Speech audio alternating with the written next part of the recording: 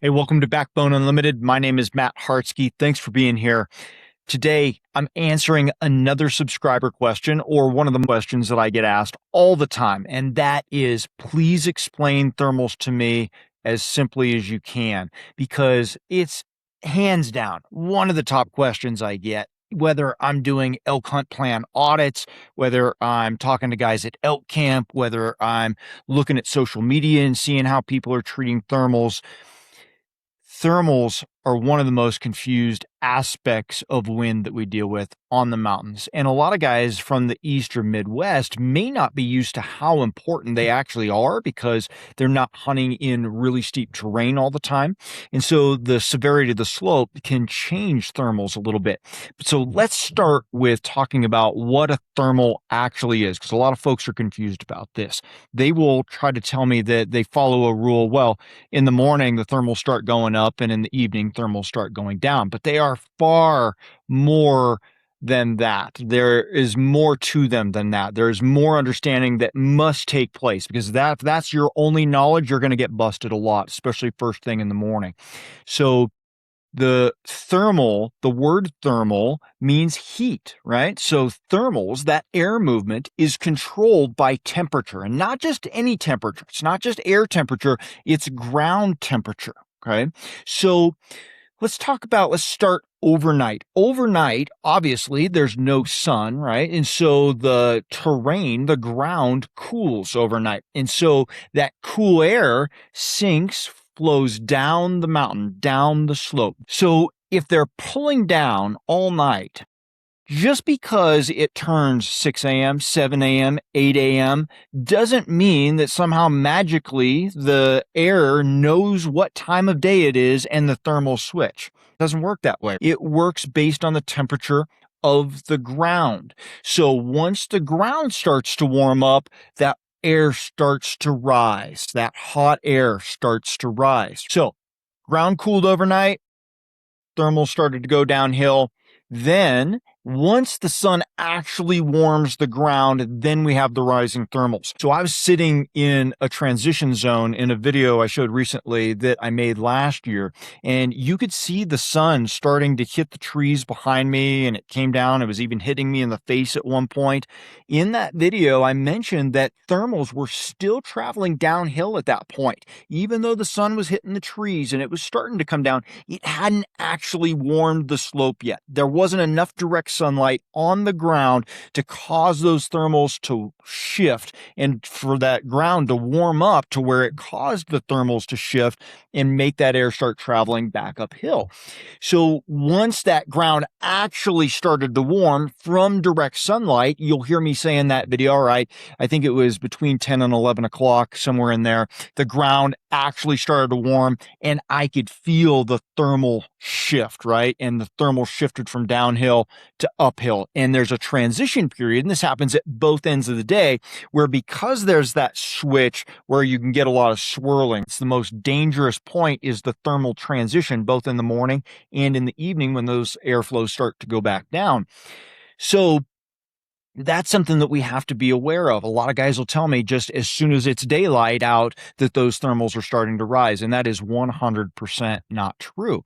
And then to layer on this a bit, it matters how much vegetation is on that slope. It matters what the terrain is like on the slope. So as you move across one slope, you're going to have lots of dips and cuts in it, right? And the more there is terrain variation, the more that terrain could funnel and push those thermals in different direction, because their speed, if we look at it from a mile per hour perspective, is not very strong at all. They're very, very slow. And so they're easily trumped by prevailing wind. That's why I always wind in the face. The weather wind, the directional wind, is going to trump thermals all the time as soon as it gets more than a couple of miles an hour. I would say that most thermals are probably going to be, if I had to guess, I don't know this for a fact, but if I had to guess, I would say that most thermals are traveling at 1 mile per hour, maybe 2 miles per hour at most. And so easily trumped by directional wind, especially out west here. So that's why you can play the wind into your face. Those crosswinds can really help you. They control that thermal so that you can approach from side hill or slightly above or slightly below an animal because that prevailing wind is dominating the thermal. Now, in that transition video that I posted a couple days ago, you'll hear me talking about killing a bull that came in directly below me, and my thermals were absolutely going down to him. It was, 7 o'clock in the morning or something. And so, absolutely very shady, very cool in there. Thermals were going down, but two factors. The slope was fairly gentle right there. I was at the bottom of the transition zone where it starts to flatten out a little. The severity of the slope was not super dramatic. And so I don't feel like the thermal speed was very high right there. One of the reasons why I like that transition zone. The other piece was there were quite a few trees between myself and that bull, especially from where he stepped out. And those trees can funnel and push a little bit. I don't remember any directional wind. A lot of times there isn't any directional wind in that transition zone first thing in the morning. So that's what we had. And I killed him, I believe, at 32 yards. So I had that much of a window because the thermal speed itself was pretty low and there was vegetation between the bull and I, and 32 yards was all I needed to be able to get him killed. Sometimes that might be a little more. Sometimes it could probably be a little less even. Killed my bull at 4 yards last year, who was slightly above me by the time he circled in and came in. Had no idea I was there, even though in that particular spot I had rising thermals, but I also had prevailing wind in my favor. He would have had to go past me a little bit, I think, to be able to smell me. Hey, if you hunt public land elk and you're tired of grinding through random seasons, I built the elk hunting series of ebooks for you. Most hunters don't struggle because they lack effort. They struggle because they lack a system. And that's exactly why I built the elk hunting ebook series as a complete progressive framework for Western elk hunters who are done guessing and ready to hunt with intention.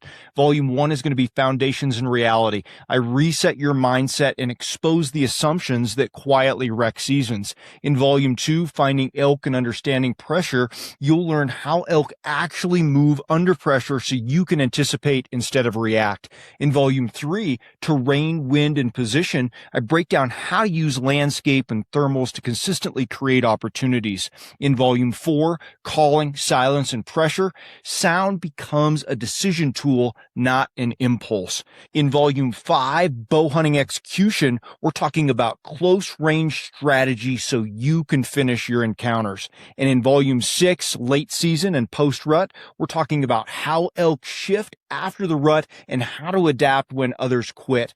This is a system built for consistency. This isn't theory. It's a structured system to help you find elk, read country, and make confident decisions every season. Buy each volume individually or bundle them all to save 50% off at backboneunlimited.com. So all of those factors contribute in how we set up, whether you're hunting something like a transition zone or whether you're in a calling zone or whether you're spot and stock, whether you're still hunting an area. All of those things need to be factored in for what the shade and temperature of that slope is actually doing. Here's another interesting example for you in terms of how thermals function.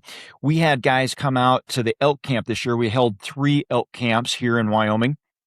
And we would get in on Saturdays and we would play elk war games where guys were getting in there and taking turns playing shooter caller in a tandem setup. We would also play solo war elk games where they were going at elk by themselves.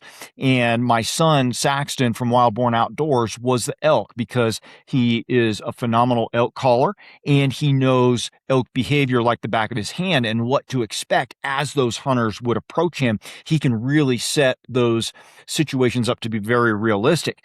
And so we ended up talking about thermal and wind quite a bit one of those days because the directional wind had started to pick up, and one of our guys had some imitation milkweed with him. So he pulls out that imitation milkweed and then he lets it float. And I think we were standing in the sun at that point, and that milkweed starts to travel up the slope.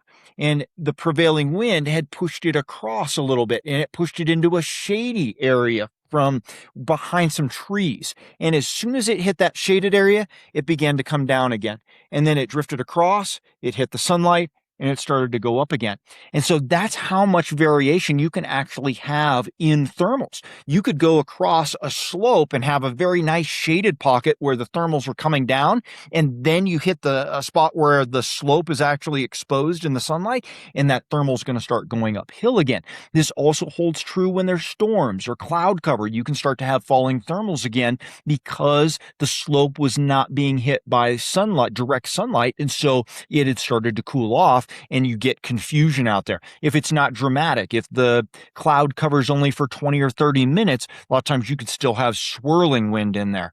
And then another great example for you is that I don't even like to tell this story kind of, because I was hunting last year and I had kind of turned my brain off about 10 o'clock in the morning from elk hunting. I made the loop that I wanted to loop through, and I was coming back on my way back out. I was pretty much, for all intents and purposes, I was done. I'd covered the ground I was going to cover. I'd done the calling that I was going to, and it was extremely warm in the sunlight, probably mid 70s. So for Wyoming, it was hot, and I was kind of in this burn area where it transitioned in and out of a little bit of live stuff and mostly burn. And so those open exposed slopes in the burn, they were very, very warm, getting pounded by the 70 some degree sunlight. But on my way out, I was coming down a very small, very skinny, timbered finger, and it was kind of a draw. Maybe there was runoff down in the bottom, during the springtime, but definitely no running water in it at the time. But there were still quite a few trees coming down this finger. So I'm coming down through this little finger on my way out, headed to the truck, had a couple miles to get back to the truck. But as I'm coming down, I started to see more elk sign. I see a rub. I see another rub. I get to a log that was kind of rotten. And a lot of times when they hit those rotten logs and they're really rotten up, they'll paw at them, and hit them with their hooves and turn it into sawdust. And then they'll pee in it and roll around in it, kind of like a sawdust wallow. And so there was one of those there. And I could see where he bedded off of the end of that. It was really flat and kind of had dug it out. And you could just tell it was an elk bed, and there was fresh pee in it. And I'm like, man, this is a bit of a bedroom, right? And so there also happened to be a stump right there. I was like, man, I look around, there's no elk nearby. I'm going to sit down on this stump, maybe look at onX. I'm going to mark this spot and just kind of look at some things. When I find elk sign like that, I tend to get onX out and look, all right, why were they using this spot? Why were they here? Where would they be right now in relation to this spot? Things we've talked about in many videos. That's not what this is about, right? But anyway, that's what I'm doing. So I'm sitting there. I'm like, I should have a snack. So get a snack out, and I'm kind of looking around. I'm like, I see a couple more rubs. I'm like, man, this looks good. I was like, I wish I had, known about this sooner so I could plate it different. Maybe I should cow call a couple times since I'm just sitting here. So I get the cow call out. Bad idea, right? Put the reed in, couple of calls. And I'm like, this is ridiculous. It is so warm out here. Everything's going to be up and bedded up higher, put it away, go back to onX.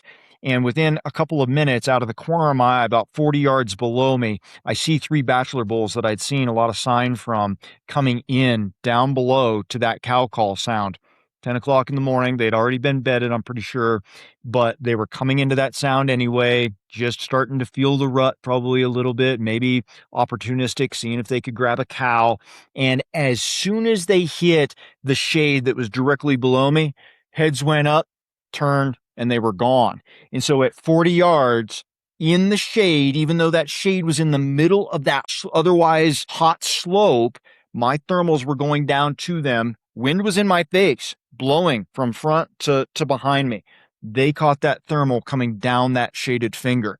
And so I hope that highlights for you both, one, don't be a knucklehead. If you're going to call, you should expect that elk might come in. And two, that those thermals can definitely shift from a sunny hillside to a shaded pocket, and they could be going up in the sun and down in the shade.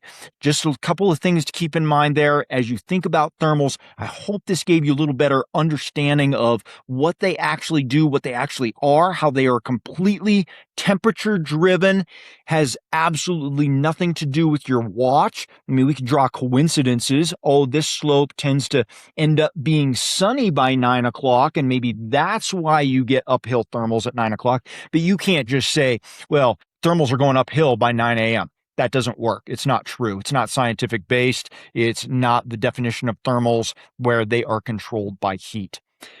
So Hope that clears it up for you guys. Let me know in the comments if you have more questions about thermals, if you need more examples, if you need more clarification. If I didn't do a great job of it, please let me know. And if you listen to this episode and you feel like you need more elk knowledge, whether that's terrain or behavior or calling or strategy, be sure to check out my ebooks. I've got a 328-page elk series out there for you to check out where I dive into my whole system. I also have elk plan audits out there. If you feel like your plan is still kind of sketchy or you don't have a plan, you can go to backboneunlimited.com, sign up for an elk hunt plan audit with me. I'll send you a questionnaire. I'll send you a report on your area and current plan, and then we'll hop on a call together, look at your maps, and make sure that I get all of your questions answered before season. And then, as always, if you want more access to me on a daily basis, you can join me on Team Backbone along with our community of team members, and that is where you're going to be able to interact with all of our guys that have dove into this with me, that are in there talking about elk and mule deer and bear and antelope all the time. So Team Backbone is where all that magic happens. I would love for you to join me there. But the bottom line is, I'm glad you're here learning about thermals, learning about elk behavior, and allowing me to chew your ear and talk about this. I appreciate each and every one of you. Until next time, train harder, hunt smarter, and never settle.